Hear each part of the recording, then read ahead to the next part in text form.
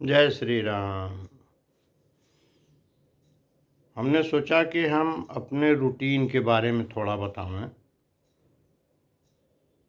जो आजकल हमारा रूटीन है, 5 बजे करीब हम अपने बिस्तरे से उठ तो नहीं जाते हैं, लेकिन 5 बजे उठ जाते हैं। तो शाम को हम एक कटोरी में मेथी भिगो देते हैं और एक कटोरी में 4 ठो अखरोट और 8 ठो बादाम भिगो देते हैं। ज़िंदगी में कभी न अखरोट खाए, न बादाम खाए, न कोई फल फूल खाए। हम तो यही जानते थे कि भैया ये हमारे लिए बना ही नहीं है। लेकिन बुढ़ौती में जब हम रिटायर हो गए तो कुछ लोगों ने हमसे कहा, मिश्रा जी इतनी कंजूसी नहीं ठीक हो, खा पी ले एक दिन तो मरे के है हो। तो लोगों की बात थोड़ी अच्छी लगी हमको कि अरे बुढ़ौती में थोड़ा बहुत एक्स्ट्रा भी लेना चाहिए, नहीं तो जल्दी से बुढ़ापा आ जाएगा और फिर किसी काम लायक रह नहीं जाएंगे, कोई पूछेगा नहीं। कई बार हमारे एक दो दोस्त जो है कहने लगे, तो हम कहे अच्छा चला भाई। तो 2 अखरोट अपने लिए, 2 अपने सुपुत्र के लिए, 4 उसमें टूटा रहता है, कुल मने 2-2 के हिसाब से, और 8 ठो बादाम माने 4 अपने लिए, 4 उनके लिए। हम सोचे उस दिन तो अकेले खाए, फिर हमको लगा यार हम छील के खाते हैं, लड़का देखता रहता है तो अच्छी बात नहीं है, तो गलत बात है। और अपने से इतने आलसी हैं कि वो अपने से करेंगे नहीं, हम छील देंगे तो वो भले ले लेंगे। और इधर बीच पान जावा लहसुन भी छीलते हैं, 2 लहसुन उनके लिए, थोड़ा सा मेथी और 4 बादाम और 2 अखरोट उनका अलग रख देते हैं और उनको बोल देते हैं कि भैया इसको ले लीजिए। और अपना हम ले करके, तो आज का जो मेरा रूटीन रहा है, मैं नहा धो करके अपने पूजा पाठ में गणेश जी के 12 नाम की वंदना, गणेश संकट नाशन स्तोत्र पढ़ता हूँ, और फिर उसके बाद नवग्रह स्तोत्र का पाठ करता हूँ। फिर रामचरितमानस के 7 श्लोक और 5 ठो सोरठा पढ़ करके हम उत्तरकांड में चले जाते हैं 63वें दोहा पर। 63 से लेके 68 ख तक पढ़ते हैं। मने वो काकभूषुंडी रामायण हो गया। उसके बाद कुछ श्लोक पढ़ते हैं या सरस्वती जी की, ओम ब्रह्मा मुरारी त्रिपुरांतकारी, और फिर जो है त्वमेव माता च पिता त्वमेव कर्पूर गौरम करुणावतारम, और फिर नीलाम भुजक्षाम मलको मलांगम, ये सब पढ़ करके इतना ये पाठ, फिर आदित्य हृदय स्तोत्र का पाठ करना, और फिर राम रक्षा स्तोत्र का पाठ करना, हनुमान चालीसा का पाठ करना। और वैसे रूटीन में तो सप्तश्लोकी दुर्गा और सप्तश्लोकी गीता और चतुश्लोकी भागवत और 1 श्लोकी रामायण, इतना पाठ डेली का होता है। हालांकि ये 3-4 पाठ जैसे चतुश्लोकी भागवत है, सप्तश्लोकी गीता है, सप्तश्लोकी दुर्गा है, आजकल नहीं हो पा रहा है।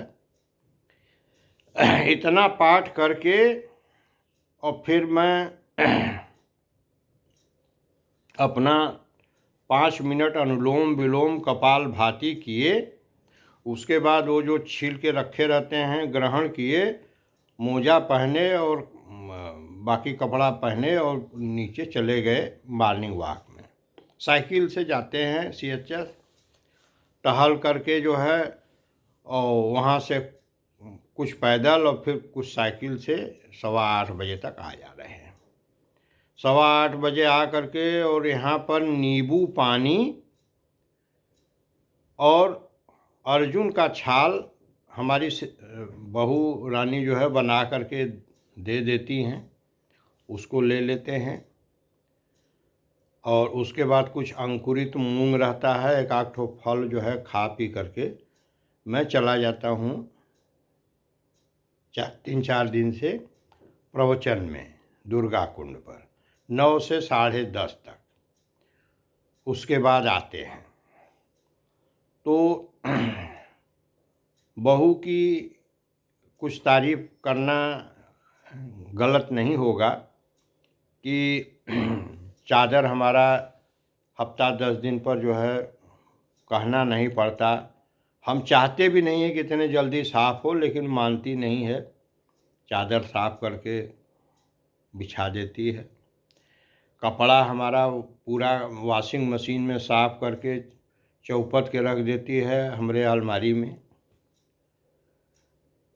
और हमारे सुपुत्र भी बहुत ख्याल रखते हैं। अब तारीफ़ करना भी कभी कभी बहुत आवश्यक हो जाता, तारीफ़ क्या माने सच्चाई कहना भी बहुत आवश्यक हो जाता है।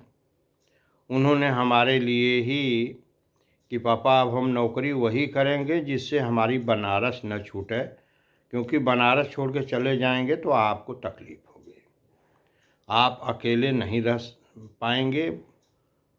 हम कह रहे यार जहाँ रहबा तहाँ हम चलब संगे तो रहे। कह नहीं, अब यहाँ जब मकान बना है तो मकान छोड़ करके हम लोग ताला बंद करके चलें, ये भी ठीक नहीं है। हम वही नौकरी करेंगे जिससे हम बनारस में ही रहें, ताकि आपकी भी देखभाल हो सके। और थोड़ा हम कम खाएंगे, गम खाएंगे। बहुत पैसे की हवस हमको नहीं है। कुछ मकान में थोड़ा बहुत किराए से भी आ जाता है, तो इस तरह से हम लोगों का काम चल जाता है। थोड़े में गुजारा करना है और भगवान का भजन करना है। उनको भी बहुत संतोषी हैं, उनको भी बहुत हवस नहीं है कि नहीं अभी कंप्यूटर साइंस से MSc किए हैं, अभी चले जाएंगे हैदराबाद पुणे तो अच्छा पैसा कमाएंगे। लेकिन उनका एक ही उद्देश्य है कि जो भी करेंगे काशी में करेंगे, ताकि आपकी भी देखभाल कर सकें। और हमको बहुत संतोष है। तो ये भगवान की हम कृपा मान रहे हैं, नहीं तो आजकल लड़के माँ बाप के साथ रहना नहीं चाहते हैं, सोचते हैं ग्रह हैं, इनसे किसी तरह से पिंड छूटे। लेकिन अगर कलयुग में, इस युग में अगर लड़का माँ बाप को अपने साथ रखना चाहता है तो ये माँ बाप का ही सौभाग्य माना जाएगा। तो इस मामले में हम अपने को सौभाग्यशाली समझ रहे हैं।